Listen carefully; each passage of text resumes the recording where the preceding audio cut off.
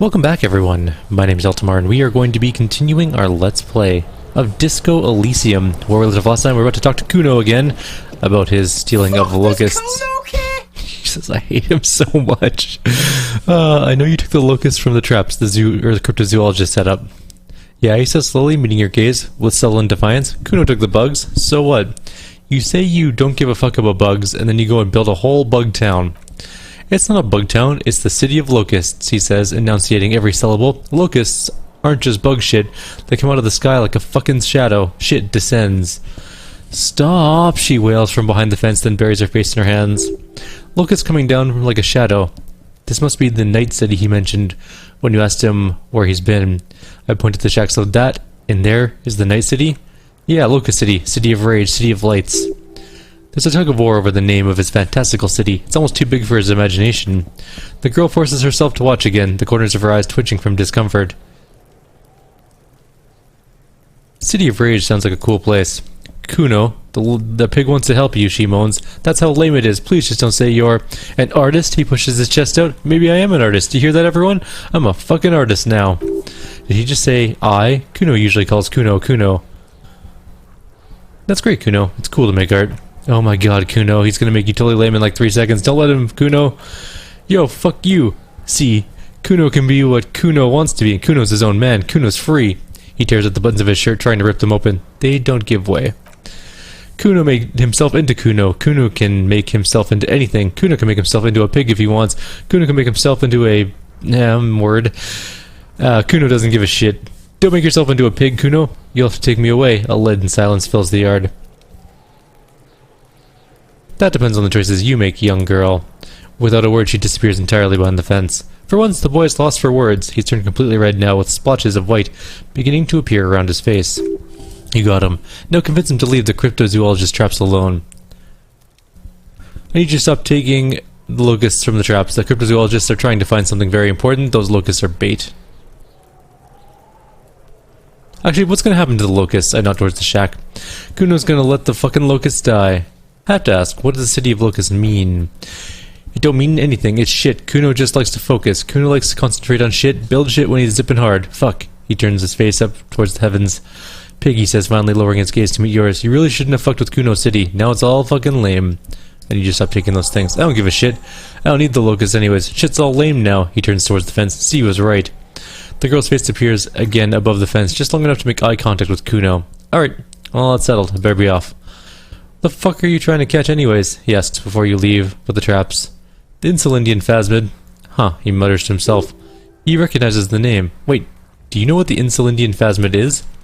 Bitches think Kuno don't know shit, he says angrily. The fuck out of here, Kuno's tired of this shit. There's silence between the two children. They're not saying anything to each other, nor looking in each other's direction.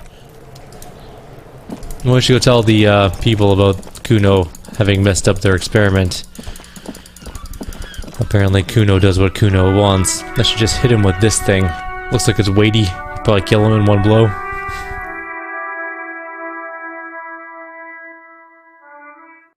Just saying. Maybe he needs to be put down.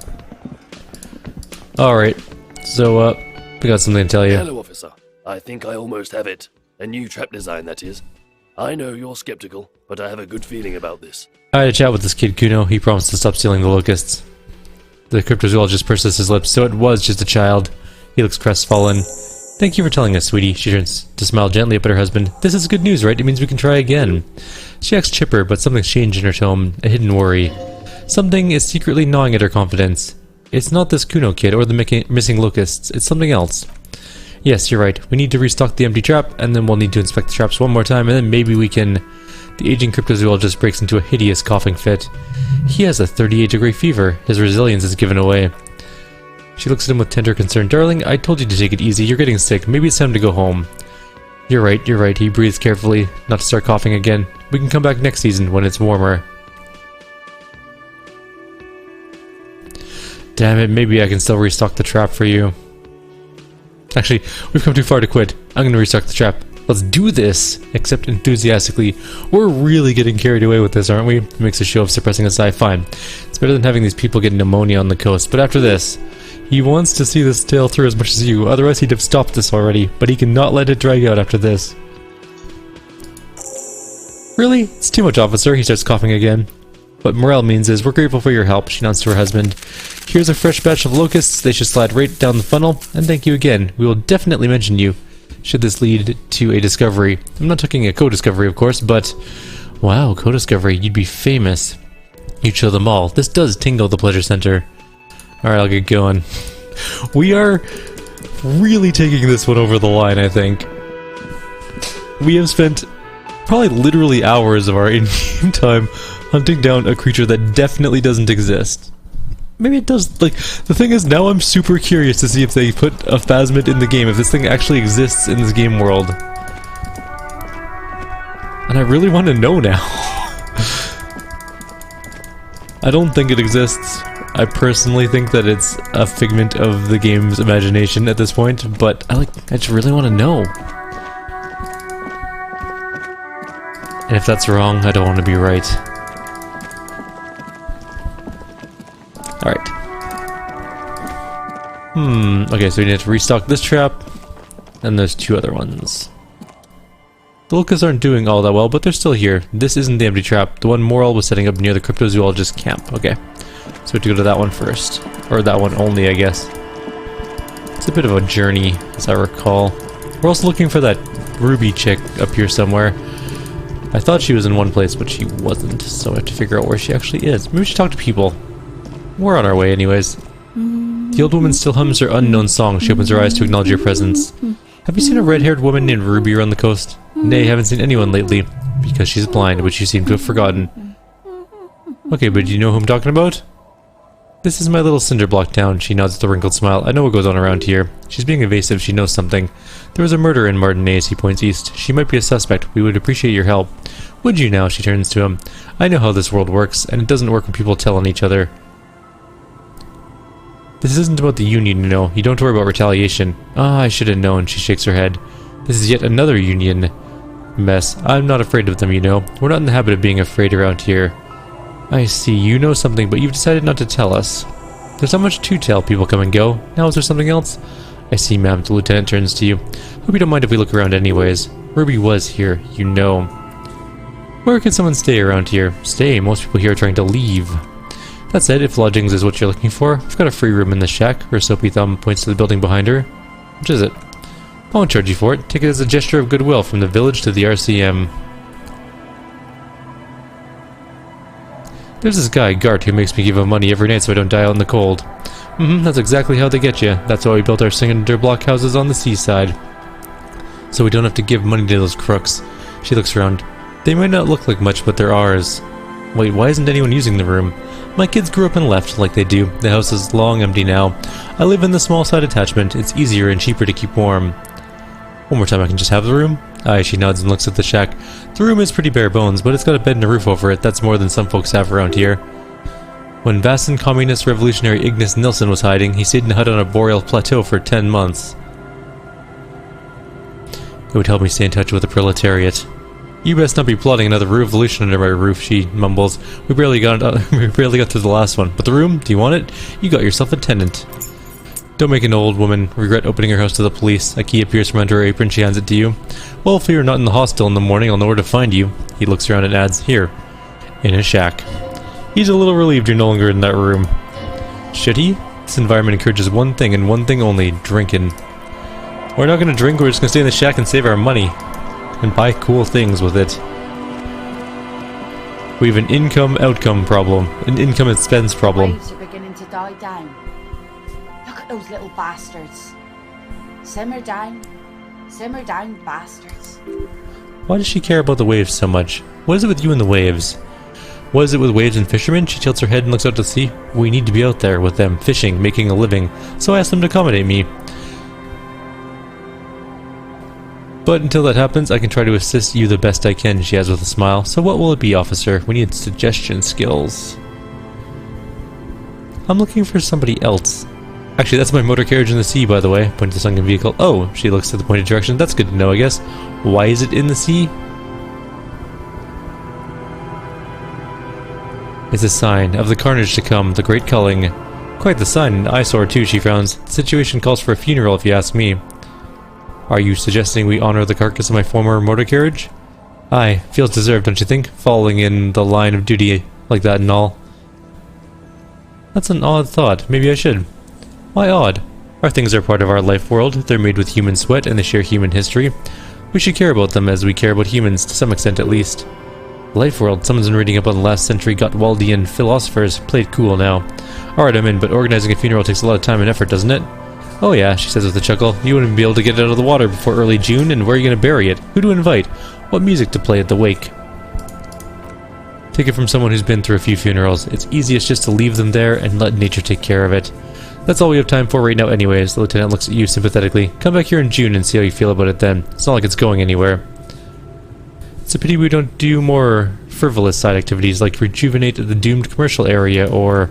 The lieutenant looks at you almost gently. Yes, that is pity.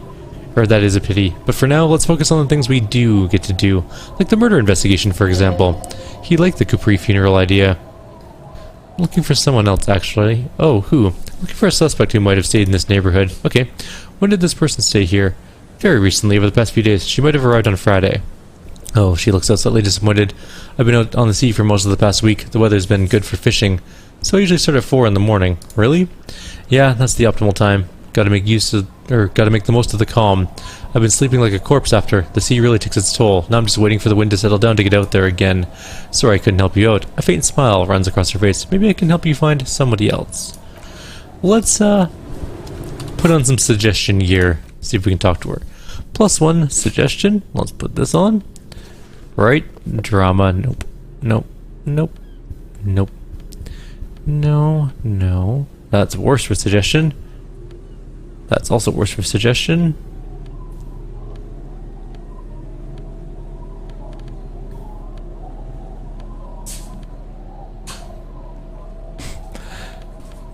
Let's see what we got. We really don't have a lot of suggestion gear, just the jacket. Wait, does anything we have on lower suggestion? Doesn't look like it. Alright, let's save. Let's see what we got now. Beginning to die down. 3%. Look at those little bastards. Even with the suggestion code on. What can we make our suggestion, actually? We can get it up to 6. We do have 3 skill points. That's a lot of skill points. But, do we want to burn so many skill points on a date with this person? Not right now. Maybe later. We'll keep our skill points for now.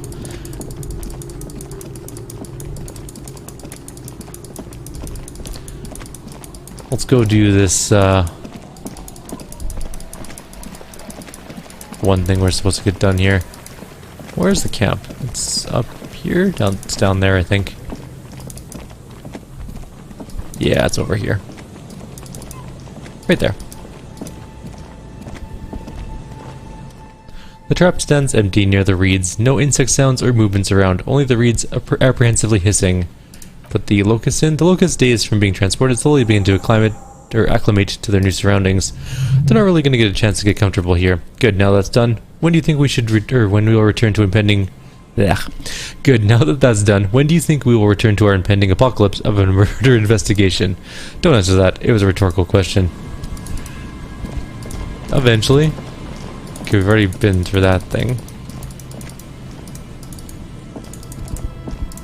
Alright, let's leave that alone for now.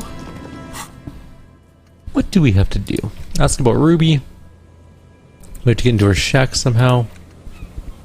Right, we have to get speed from Kuno's dad's apartment. I forgot about that. We have to put the envelope in the mailbox in the plaza. I forgot about that as well. These are a bunch of things we have to get done. That one's for Everett. I think that's main storyline related stuff. Okay, let's go look around in the shack first, since it's sort of on our way anyways. Should be just over here somewhere. We went too far north. Yep. Good to go this way. There we go.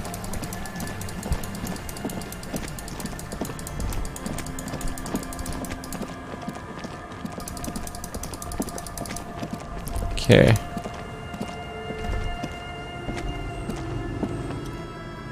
Unlock the shack with the door key. I'll wait outside to give you some time and privacy to check out your new living arrangement and to look for any signs of Ruby, but just so you know, after we're done with the day, I'll still be staying at the Whirling in Rags for the night. We'll meet in front of the shack in the morning. The key turns with a satisfying click. You can enter the shack now. Let's go take a look.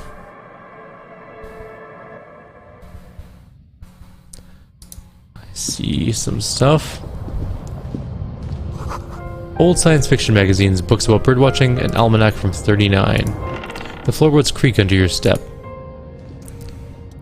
As you look the floorboards in this corner of the shack, it's clear that one of them isn't quite level with the others.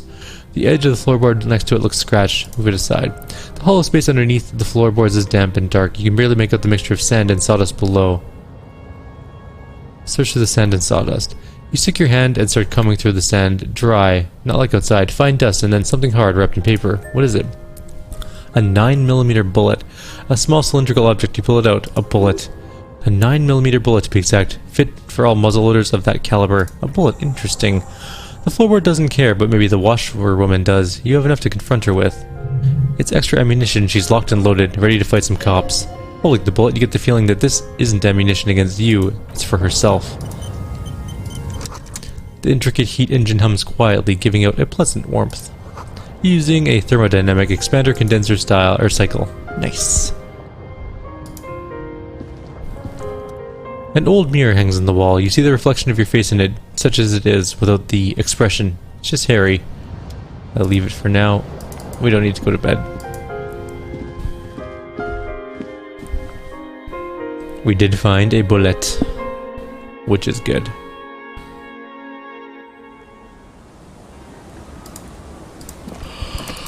Alright, let's go. Our tenant, the policeman.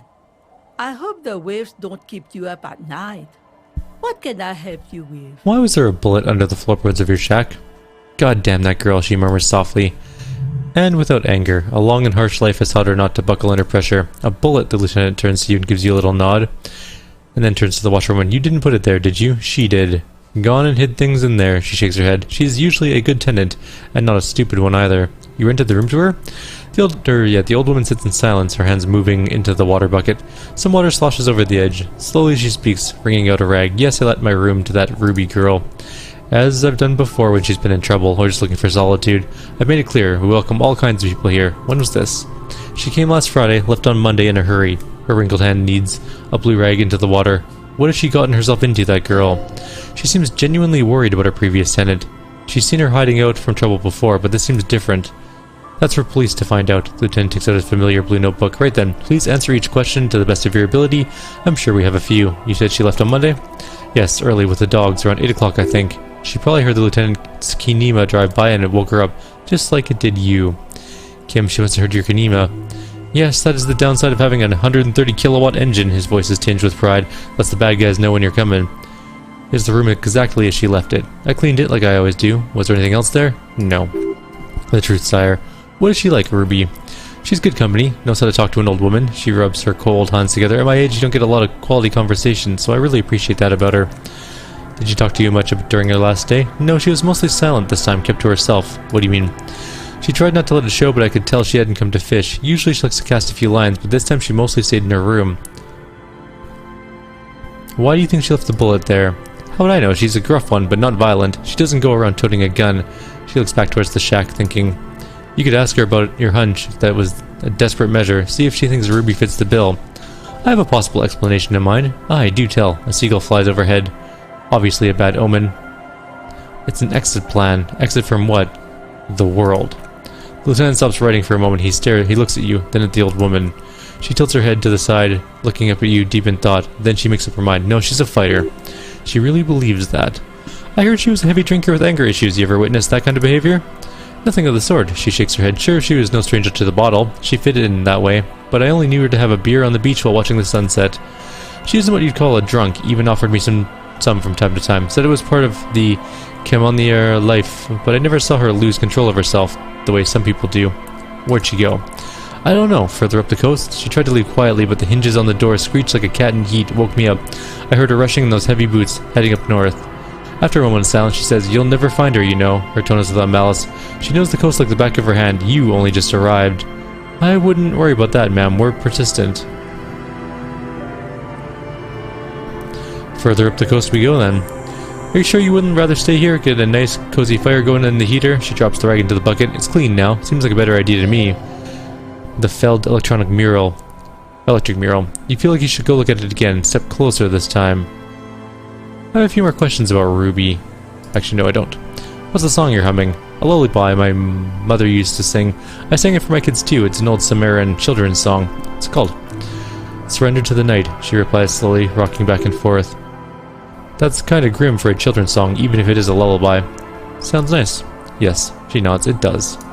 Alright, I'm off. One thing, officer. If you do find her, please go easier on her. She looks around. The air is getting colder. She really means it. It's an honest plea. She's a good girl, whatever she's gotten herself mixed up in. Well, now we know she's not in town. But we're not going to stay here either for now. We're going to go drop off that letter.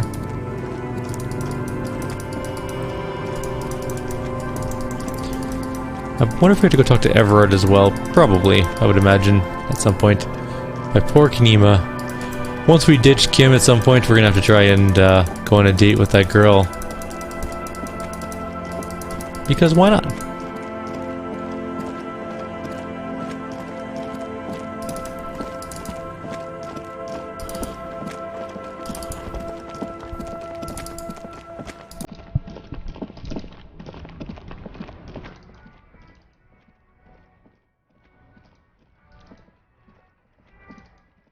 Where is the post? Oh, there it is, right there. That's the one. The post L'Aventurier mail collection box has been heavily vandalized with graffito. A closer inspection reveals 2 bullet holes in the front. A faint sticker on the side reads RCM Emergency Desk number 8102 with the slogan, Mankind, be vigilant. I drop the white envelope into the mailbox. You drop the white envelope into the darkness and it lands with a soft thud on what looks like a couple of letters. About a week's worth of mail is collected in there. They'll empty this very soon. Probably did the right thing. You can't trust that slug Everard. You know he's going to play you somehow. Alright, let's go back to Everard. The lieutenant turns back towards the industrial harbor. If we don't mention anything to him, he won't know before it's too late. Good mail delivery box. I pat the box. The box seems happy. Eat shit pig, fucked by the coon, and St. G with a crown have been scribbled on it. Jenny is a whore, and Besset mailbox also. Been there. Post L'Aventurier mail collection box. Been there. The mail collection box seems cathartic. Thankful even. So do you. You shudder. Then you swallow. I just had a conversation with a mailbox. That sounds not at all like something a crazy person would do.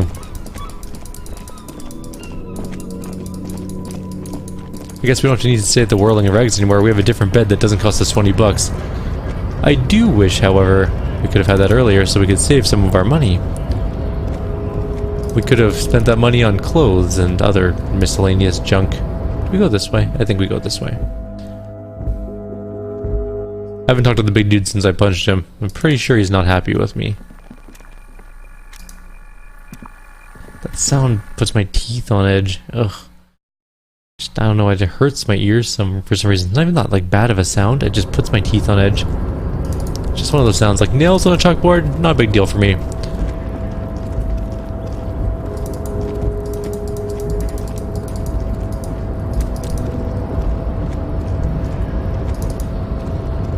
Alright, we're almost there. Wait, we still have that thing to do, the case. We haven't opened it yet. We should try that again sometime. Let's go talk to Everett, though.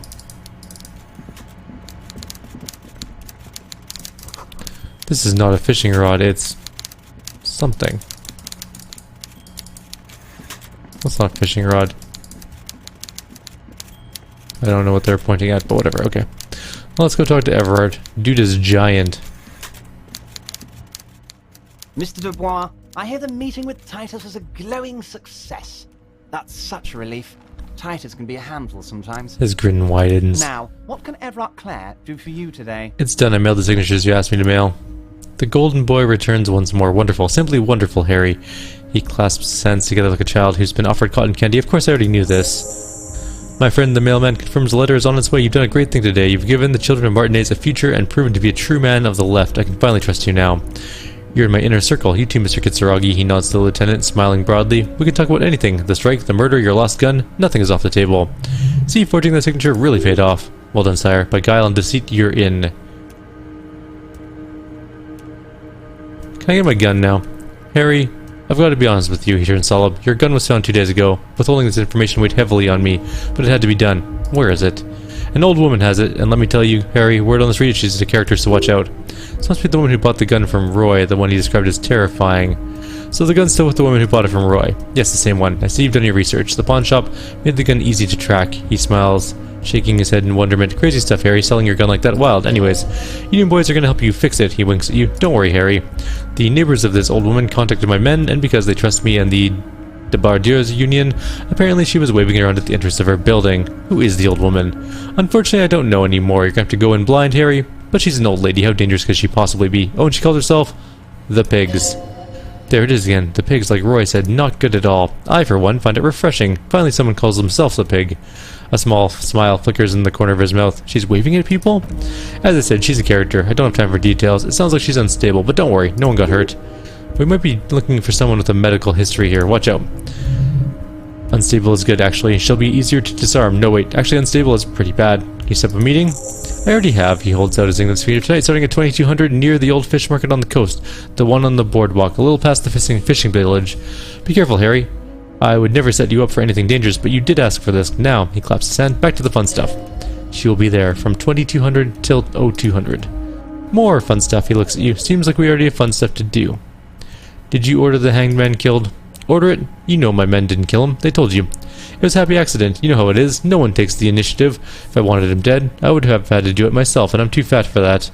Why are you so fat? Glad you asked. I've got type 2 diabetes because sugar and fat are all my mother had to give me and my brother Edgar when we were kids. He wags a finger at you. Good job, too. Has it made me ugly? And ugly people, Harry, are much better at politics. That is true. People don't trust pretty people. What do you gain from him being dead? Why, a war, of course. And what do you have to gain from a war? Victory, Mr. Kitsuragi. I have victory to gain. We're going to start a war with the Wild Pines group and win before they even realize there is a war. They're trained military people. Aren't you afraid for your men? Harry, we outnumber them 1,500 to 1, and that's just Martinez. With all the unions in Revachol and with public opinion on our side, we can hold off 2 men, or 15 men, or even 50 men. The more they send, the worse it's going to look for them. They made a huge mistake hiring those guys. No one likes foreign mercenaries. The leftists hate them, the fascists hate them. Even the moralists think they're in bad taste. How is this connected to the strike? Harry, there is no strike. Only war. Class war. Or in business terms, a dawn raid. Or wait, he pauses to rub his chin. Is that when you still pay them something? Because we won't do that. We're not going to give nothing. We're going to take. Terminal B away from them. The roads, the gates, the containers, that big crane, even the goddamn coffee maker. We're going to take it all for the people and fuck the Wild Pines. The word fuck rings like a gunshot from his mouth. He doesn't swear often, so that's why you haven't let Joyce in. Yes, it's also why I let that midget Gaumont go. He's too nice. I can't put him through this. Plus, he knows how to get in here. That woman, I can't tell her tits from her asshole. She has no chance. What? Tits from her asshole, it's a local saying. Actually, no, it's not. Why are you telling me your plans? Because we're friends, Harry. Because it doesn't matter now. You can go tell her if you want. It won't change the course of events. We have a significant head start. He looks at the swordfish clock and nods. It's already happening. Who killed the hanged man? No idea. Could have been his own mother for all I know. If you find the guy, give him a big fat kiss from Everard Clare. Couldn't have done it without him. He really doesn't know. A guy, huh? How do you know it's a guy? I don't. I told you it could have been his own mother. I'm pretty sure it wasn't anyone from the Union. Maybe it was the mob, or maybe he killed himself because he was a closet socialist. Truth is, I simply don't know. He really doesn't know. How many of you guys are there in the Union? 2,372, he replies like a web, plus yours truly, of course. 2,373 is a sizable contingent for a labor organization in Revachol. How are you going to fund your new independent harbor? Oh, you mean what sort of goods are going to be flowing through? How am I going to replace all the contacts we lose once this poo-poo hits the fan? The clients who will ditch us? Harry thought of everything. Clients would take a well-known multinational conglomerate over a local mobster any day. You can't possibly hope to continue like you have. Clients will leave en masse. Sure, some will go, but mark my words, the company will be unpleasantly surprised to see how many of them stay loyal to Martinez and to the new competitive contracts we offer. With renewed zeal and sparked by communal ownership, the men will be shipping those containers double time. You'll be surprised to see how fast things can go without parasites latching on. We'll have our hands free to pursue bold, exotic new revenue streams. Drugs. Drug trafficking. Drug trafficking? Don't be stupid, Mr. Kitsuragi. There are perfectly legal, 100% ethical chemical factories on the Samaran Isla. You don't need to be a colonist about it. Or you don't need to be a colonialist about it. All they do is produce components to keep the pharmaceutical industry running. That's people's health we're talking about. Old grannies, little babies, people with disabilities. That's just the top of the iceberg though, isn't it? The company thinks transporting these chemicals in bulk looks bad, he makes air quotes, has bad optics, maybe illegal in some countries. The Debardeurs Union, however, we're all about the large volume column. In bulk shipping, large volume column is a major buyer, a shark. We're going to transport the living daylights out of those materials, Harry. He slams his fist on the desk once more, so your sick kid can get his Benefed and your wacky uncle doesn't have to come off his Risperazole. Benefed is children's cold medicine, usually apricot flavored, and Risperazole is used to treat severe psychosis. And the kids on the street can get speed and pure Holodon? I'm an old-fashioned guy, Mr. Kitsuragi. I sometimes grab a beer with the boys, but I have no idea about the things you just mentioned, he smiles. He smiles again, but if I were to supply ingredients for some sort of rainbow party, I would make sure the Union took a fantastic share, and I'd keep the stuff far away from Martinez. He's basically admitting to it.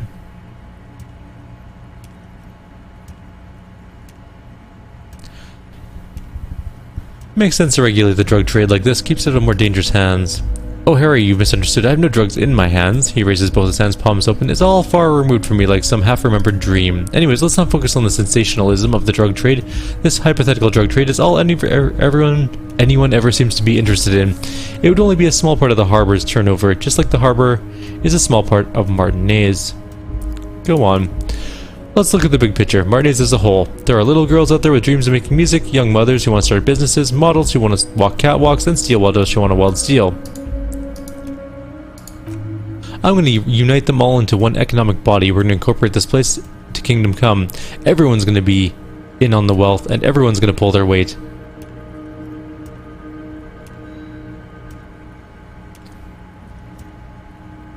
That's very ambitious. I love what you're doing for the working man. Thank you, Harry. Thank you. He bows courteously in his chair. You have no idea how much that means to me. Because in many ways, you are that working man. You've already done so much work. Can I ask you what specific union members? We're way past specific union members now. This is the big time. His eyes are shining. We're talking about the future of Revachol here, Harry. You can bother Leonard with that. He points to the door. He loves to run his mouth on such matters, but I'm in big time mode, Harry. There's something different about him now. He's more vibrant, more alive in his big time mode. Those signatures I got. I know you plan to force them out with a construction noise. Harry, he shakes his head. By now you should know I would never do anything tricky like that. However, if the construction noise and limited street access makes some people consider moving, well, let's just say there'll be freshly renovated buildings near the roundabout where those poor people can finally enjoy a significant uptick in the quality of life. I'm talking real affordable workers' palaces. He proudly spreads his hands to demonstrate the size of the palaces. They're very large. So the village is doomed, the lieutenant says grimly. You were there, you saw the place, a wasteland. There's nothing left, but mark my words, officers. He slams his fists on the table, causing some of the coffee to spill. We are going to reset it. Reset, he repeats. I have big plans for Martinez, and they do not include humans living in those pig sheds on the coast. That land will be used for municipal buildings and commerce. What do you mean? Harry, imagine a youth center, supermarket, church complex, employing hundreds, no thousands of people. The coast will be lit up with enterprise and life. All those ruins out there turned to low-income housing. He leans forward. Harry, enough is enough. We're taking this district back. The war was 50 years ago, for God's sake. It's time to move on. And life. I nod. I knew you were a man of the people, Everett. And I know you're one too, Harry. Right when you rolled into town. I've got the center. I've got the room for the retail complex, and in 4 years I'll get the church too. The wheels are turning, Harry. The wheels of progress. This post-war limbo I won't stand for. There's kids practically playing with their own feces out there. It can't go on. There is true indignation in his voice when he speaks about the state of things, and even a touch of pain. And then there will be a giant statue of him towering above it all. Wait, but will you erect a statue to yourself? I'm not a symbolist, Harry. I'm a realist. My statue will be Martinez rebuilt. 5-story building complexes, kids off speed, and landlords in ozone hating me. That will be my statue and yours. We're doing this together. Sounds like you got this. You can rely on my vote. Oh, I do, Harry. I really do. He crosses his arms across his chest. I'm going to make the working man richer than Joyce Messier with that vote of yours. That's my job, just like yours is to keep the peace. Alright, that's it. I gotta go. Great, Harry, great. I think we have truly built a bridge between Martinez and Jamrock today. We've united the RCM and the Debardeurs Union. Suddenly there's sadness in his tone. This, he points to you then himself, has been so great. I'm sorry we don't have more fun things to do together, but if you ever feel like bouncing something off me, the door is always open.